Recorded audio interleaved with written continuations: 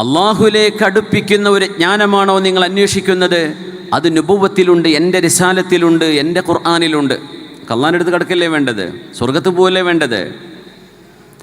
അങ്ങനെ ഒരു അറിവിൻ്റെ ഒരു സോഴ്സ് എൻ്റെ കയ്യിലുണ്ടായിരിക്കെ, വലൗ അന്ന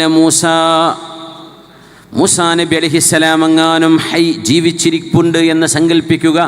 ലമാ വസിഅഹു ഇല്ല ഇത്തിബാഇ. മൂസാ നബി അലൈഹിസ്സലാം ജീവിച്ചിരിപ്പുണ്ടെങ്കിൽ തന്നെയും മൂസാ നബിയുടെ ആ അറിവിനെ മാറ്റിവെച്ച് എൻ്റെ ഇൽമായിരിക്കും, എൻ്റെ ഖുർആനും എൻ്റെ സുന്നത്തുമായിരിക്കും മൂസാ നബി അലൈഹിസ്സലാം ഇത്തിബാ ചെയ്യുക.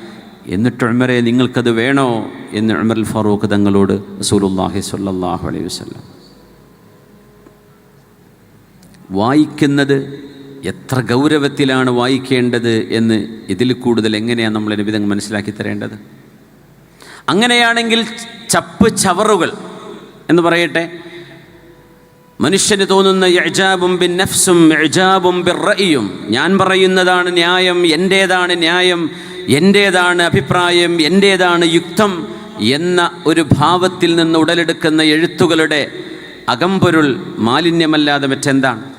അത് വായിക്കാൻ നമ്മൾ സമയം കണ്ടെത്തുമ്പോൾ ബിസ്മി പറയാൻ പറ്റുമോ? ഇഖ്റ ബിസ്മി റബ്ബിക്, നിൻ്റെ രക്ഷിതാവായ അള്ളാഹുവിലേക്ക് അടുക്കാനുള്ള വല്ലതെന്ന് കിട്ടുമോ?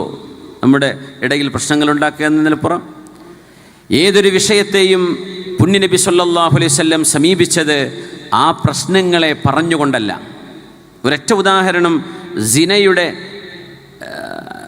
ഹദ്ദിനെ സംബന്ധിച്ച് മനസ്സിലാക്കിയാൽ നമുക്കറിയാൻ പറ്റും. വ്യഭിചാരത്തിന് ഖദ്ഫുൽ മുഹ്സൻ അല്ലെങ്കിൽ ഹദ്ദുൽ മുഹ്സൻ, കല്യാണം കഴിച്ച വിവാഹം ചെയ്ത ഒരു മനുഷ്യൻ വ്യഭിചരിച്ചു കഴിഞ്ഞാൽ ആ മനുഷ്യൻ ശിക്ഷിക്കപ്പെടുകയാണെങ്കിൽ ഖാദിൻ്റെ മുമ്പിൽ അവരെന്ത് ചെയ്യണം? ഖാദിയുടെ മുമ്പിൽ അവർ സ്വയം വന്ന് സമ്മതിക്കണം, അല്ലെങ്കിൽ 4 സാക്ഷികൾ മുഖാന്തിരം അത് തെളിയിക്കപ്പെടണം. ഈ രണ്ടവസ്ഥയല്ലാതെ ഒരാൾക്ക് ശിക്ഷ ലഭിക്കുന്നൊരവസ്ഥ ലോകത്തില്ല. ഇസ്ലാമിക സാഹചര്യത്തിൽ വ്യഭിചാരത്തിന് ശിക്ഷ ദുന്യാവ് കിട്ടണമെങ്കിൽ ആൾ സ്വയം ഇഖ്റാറും ബിൻ നഫ്സ്, സ്വയം അത് കൺഫസ് ചെയ്യണം, അല്ലെങ്കിൽ 4 സാക്ഷികൾ മുഖാന്തിരം തെളിയിക്കപ്പെടണം. ഈ 4 സാക്ഷികൾ എന്ന് പറഞ്ഞാൽ എന്താ? ഒരു വീഡിയോ ടേപ്പ് എടുത്തു, ഒരു മനുഷ്യൻ വ്യഭിചരിക്കുന്നതൊരു വീഡിയോ റെക്കോർഡ് കിട്ടി, അത് ഒരു സാക്ഷിക്ക് പകരമേ ആവുള്ളൂ എന്നാണ് ശറഅ് പറയാം. അത് ഒരു സാക്ഷിയാണ്. അതെങ്ങനെ ഒരു സാക്ഷിയാവുക? എത്ര ആൾക്ക് കാണാൻ പറ്റും?